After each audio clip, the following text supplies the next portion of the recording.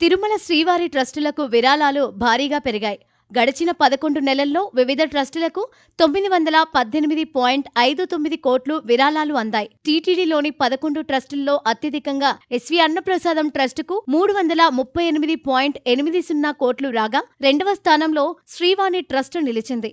ఈ ట్రస్టుకు 252.83 కోట్లు అందాయి. ఇక ఎస్వి ఆరోగ్య వరప్రసాదనే స్కీమ్కు 97.97 కోట్లు, ఎస్వి ప్రాణదానం ట్రస్టుకు 66.53 కోట్లు, ఎస్వి గో సంరక్షణకు 56.77 కోట్లు, విద్యాదానం ట్రస్టుకు 33.47 కోట్ల విరాళాలు అందాయి. అలాగే బర్డ్ ట్రస్టుకు 30.02 కోట్లు, సర్వశ్రేయస్కు 20.46 కోట్లు, వేద పరిరక్షణ ట్రస్టుకు 13.87 కోట్లు, ఎస్వీబీసీ ట్రస్టుకు 6.29 కోట్లు, స్విమ్స్కు 1.52 కోట్ల చొప్పున విరాళాల రూపంలో అందాయి. ఈ 11 నెలల్లో ఆఫ్లైన్ ద్వారా 339.20 కోట్లు విరాళాలు అందగా, ఆన్లైన్ ద్వారా 579.38 కోట్లు వచ్చాయి.